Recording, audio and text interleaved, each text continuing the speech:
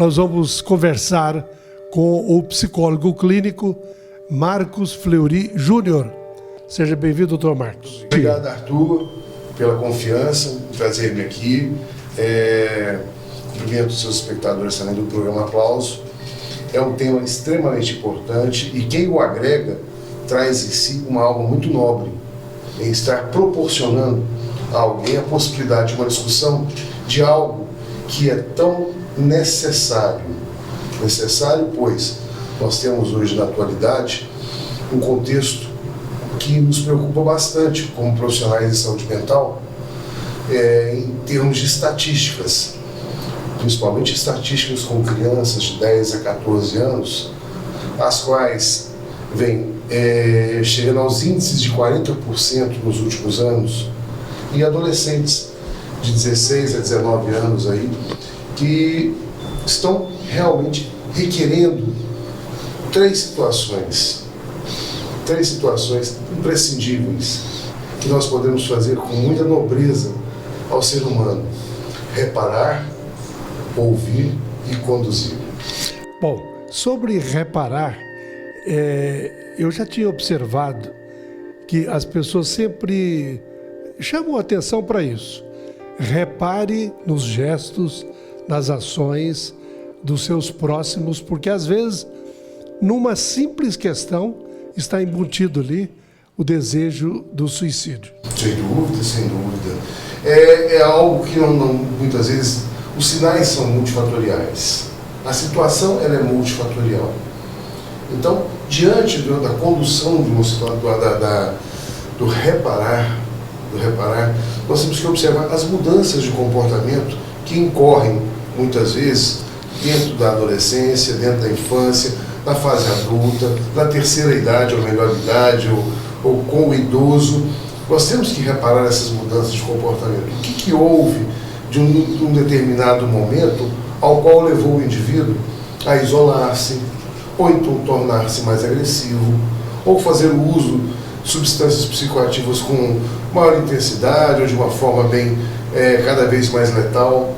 Então são situações as quais o reparar é muito importante. O entristecer da humanidade, ele é evidente.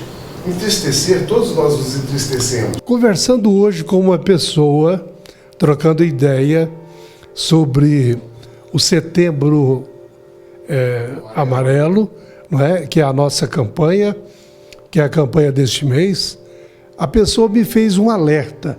Falou o seguinte: olha, Arthur, o que está acontecendo, principalmente com a jovem geração, com os mais jovens, é o excesso de remédios, principalmente para emagrecimento. Procede isso? Como eu disse para você, é multifatorial. Existe, sim, hoje em dia, os padrões que são formados, os padrões de beleza, o padrão de sucesso, o padrão em estar sempre à frente do outro, o espectro da competitividade que foi estabelecida entre um e outro nessa sociedade, para que, onde o ter valha mais que o ser, nos proporcionou esse momento, sabe? E isso pode ser modificado, isso pode ser mudado. A partir do momento que nós nos damos ao outro pela escuta, nós proporcionamos a ele, a essa pessoa, a possibilidade do esvair-se dos piores sentimentos possíveis. O bullying poderia ser, então, o gatilho, o início, o pontapé inicial para esse processo? Sim, o bullying é algo que realmente é muito agressivo. A criança e o adolescente, ou quem o vive como vítima, traz em si um profundo sentimento de desalento, de desesperança, uma desconstrução da autoestima muito grande. E esse gatilho é extremamente sério. Quanto aos pais que precisam dar uma devida atenção à situação, como nós estávamos conversando há pouco, não que sejam inexperientes ou estejam atentos às outras situações, porque essas situações ocorrem até mesmo quando nós estamos atentos, compreende? Então o que nós precisamos ter Esses pais precisam proporcionar a esses filhos a atenção devida, o sentar, o conversar, o ouvir. Nós estamos falando de ouvir aqui hoje. Ouvir é fundamental. Ouvir esse drama da criança diante da situação de bullying e promover também, através do programa Aplauso, uma divulgação da necessidade de programas de prevenção ao suicídio dentro das escolas. Os professores, eles convivem muitas vezes mais que os próprios pais hoje com os seus filhos. E esses professores, eles podem dar esse suporte, eles podem observar na mudança de comportamento da criança, do adolescente, da relação com os colegas, da forma como eles lidam com a pessoa e com as suas diferenças. Então, a escola também ela é copartícipe dessa situação, tanto os pais, como a escola, quanto nós também, como sociedade. Bom, e a relação entre o bullying e a depressão? Realmente é uma relação muito próxima. O bullying, ele tem uma relação muito próxima, não apenas só com o transtorno depressivo, mas com todos os outros transtornos, principalmente os transtornos de ansiedade, que desencadeiam e vão eliciar com o tempo um transtorno depressivo, certo?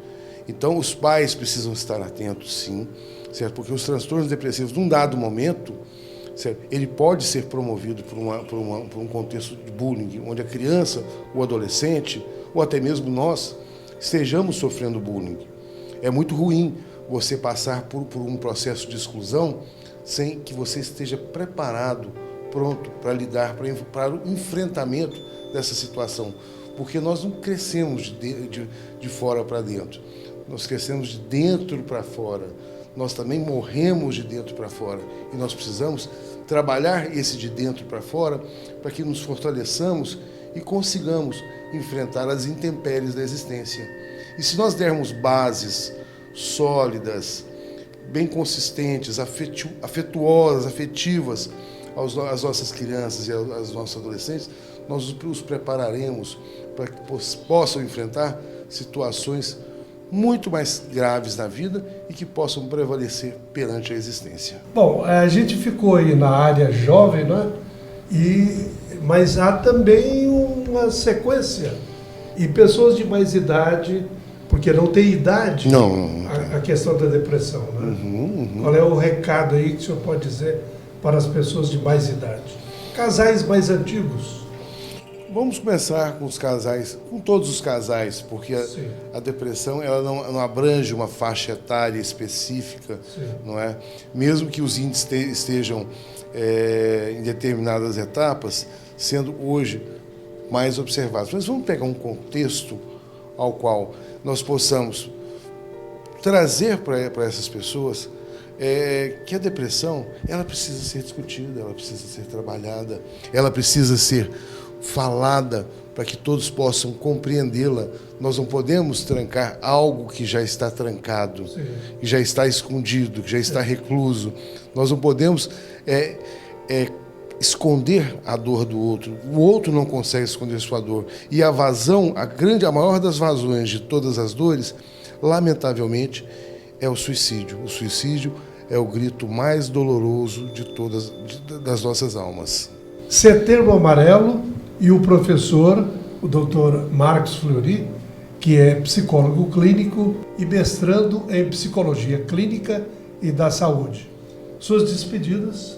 Minhas despedidas é que as pessoas cheguem em casa, no dia em que assistirem esse programa, que desfaçam-se dos seus aparelhos celulares e se sentem à roda de uma mesa com seus filhos e deixem com que eles falem, deixem com que eles exponham o seu dia a dia, a sua vida, as suas preocupações, os seus dilemas, as suas perdas. Nós precisamos preparar as pessoas para que possam viver uma vida com plenitude. Doutor Marcos, mas hoje está tão difícil separar o celular, o tablet das crianças, dos nossos filhos, que é uma coisa... Eu tenho netos já, né? Claro. Quando eu saio com eles, eu falo assim, ó, desligando... Aí sim, aí. Então, essa é uma conduta importante, né? Mas nós temos que entender que nós temos o domínio sobre os aparelhos. Certo. E eles não podem ter o domínio sobre nós. E para fechar o programa, neste Setembro Amarelo, vamos assistir uma mensagem espetacular. Fica com o palestrante, o professor, o cientista Rossandro Klinge. Boa noite, assistam, pensem e repensem. Se a sua infância não foi tão perfeita como você sonhou, e se os seus pais não te amaram como você acha que eles deveriam ter te amado, não desiste da vida. Fica para mostrar como se ama e se educa um filho, tornando capaz de ser feliz. Fica para perceber que quando você é pai e mãe, não tem um poder mágico que você acha que seus pais têm. Se você amou alguém e foi maltratado, traído ou abandonado, não se culpe. Não pense que você não merece e não é digno de ser amado ou amada. Então não desiste. Fica e não deixe mais que o seu coração seja um terreno baldio para o lixo afetivo ou a miséria moral dos outros. Fica e mostra a todos como se deve amar alguém, com toda a ternura e respeito que as pessoas merecem. Se na escola te humilham e menosprezam, não desiste da vida. Fica para mostrar que essas vozes não te definem. Sabe de uma coisa? Eu vou te contar um segredo sobre essas pessoas que nos humilham e tentam nos destruir. Elas, na verdade, apenas apontam e projetam em nós a profunda dor e angústia que elas têm dentro delas mesmas.